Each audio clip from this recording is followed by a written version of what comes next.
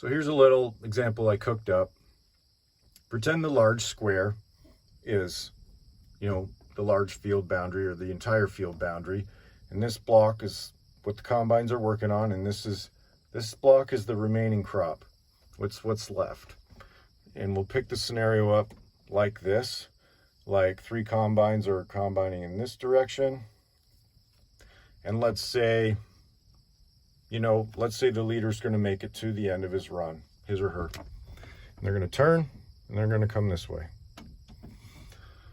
So, as a grain cart person, if you're having to hustle, you found the limit of how many combines you can handle at a given time, or you found the limit of how many trucks you can load per hour, you'll find some limit, whether it's your tractor horsepower, maybe you have hills to deal with, maybe you have soft ground, maybe your horsepower limited, or maybe your ground speed limited. In our case, this is a big, beautiful tractor, all the power you could possibly need, but it's a little slow on ground speed, and it is what it is. It's a machine designed for big pulling, and but the one drawback is lower ground speed, so one has to think ahead. For example, all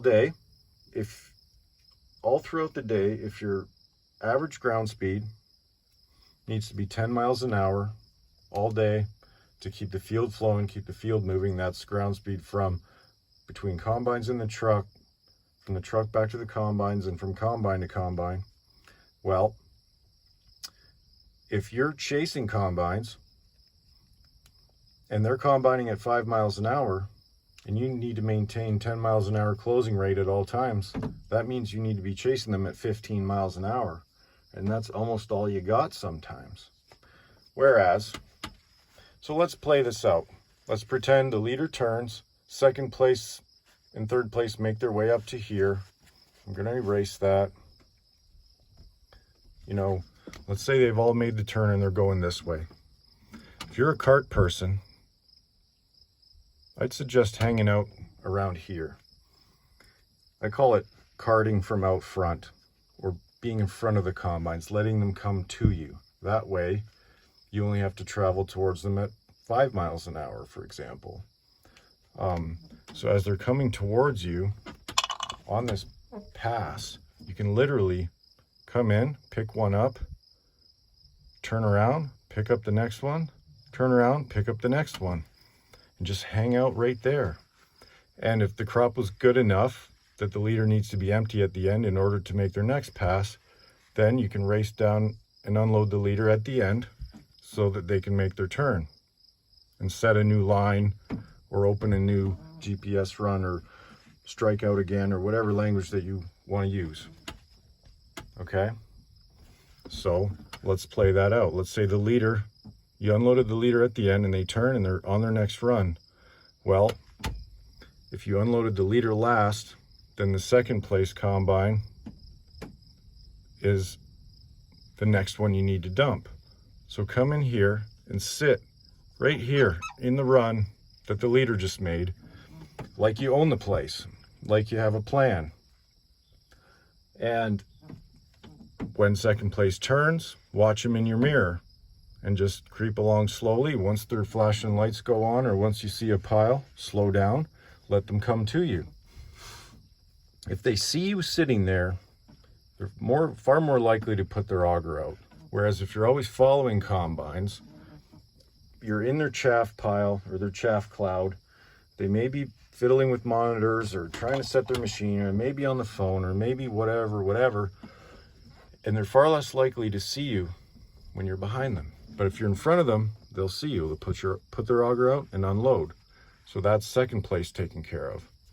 And while you're unloading second place, going this way, keep your eyes on number 3. He's going to be down here somewhere by now. If you have GPS, no excuses. Should be able to look around. Keep an eye on the other guys. What are they doing? And if your team agrees that you set a ground speed and the combines move back and forth on the cart, then you don't even need to touch the throttle. You have all the provisions in the world to be looking around, and paying attention to the field at all times.